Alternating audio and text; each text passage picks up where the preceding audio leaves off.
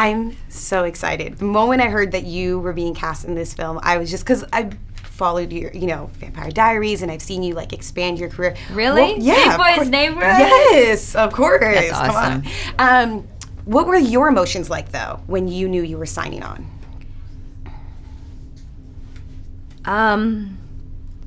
Well, I think the first thing I thought was I just wanted to do it right, and then that's all I cared about was making sure that I was happy with it, that the work was done, that Benny and LT and Demetrius and we all were like really connected to each other while we were doing this. And then I guess once we wrapped, then I just cared about these moments of how do I represent this incredible woman to the best of my ability, knowing how much I adore this woman and how much of an impact she's had on me personally, and how prolific in her career she was, and how I've looked to her for a lot. So it's like the pressure kind of has come since I've had to start doing press for it, but not necessarily while we were filming. I think it was more so pressure as an actor to make sure that all the beats and everything made sense. Did you get a chance to sit with Jada and talk about that relationship that they had? No, I didn't. I didn't connect to her until after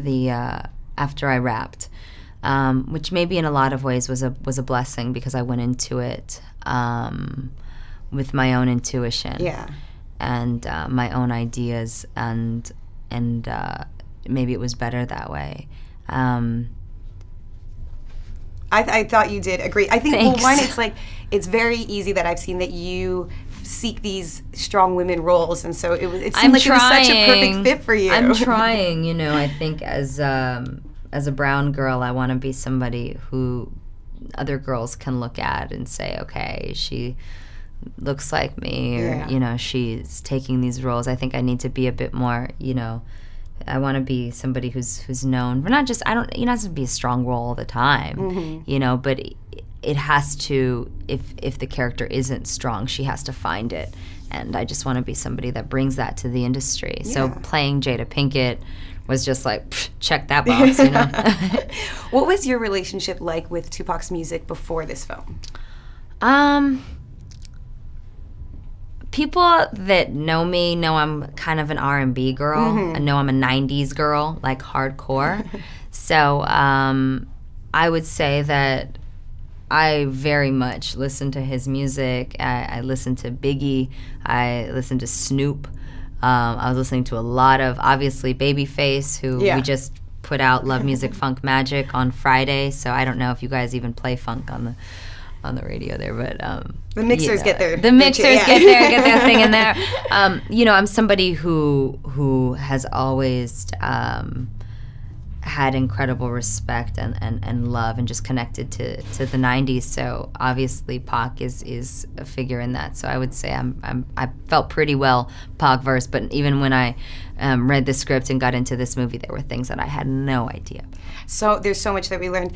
Now, lastly, if you were to create your own life soundtrack, what Pac song would be on there? Oh, that's tough. A life soundtrack? I mean, I don't even know. There's so many things that happen to us in our lives, like so much heartbreak, so much good stuff, career stuff, life, death, and his music covered so much of that I couldn't just pick one song. If he was just one kind of artist, then I would say, okay, like that makes sense. But because he had so many different parts and colors of himself that you would want to paint with all of them, right?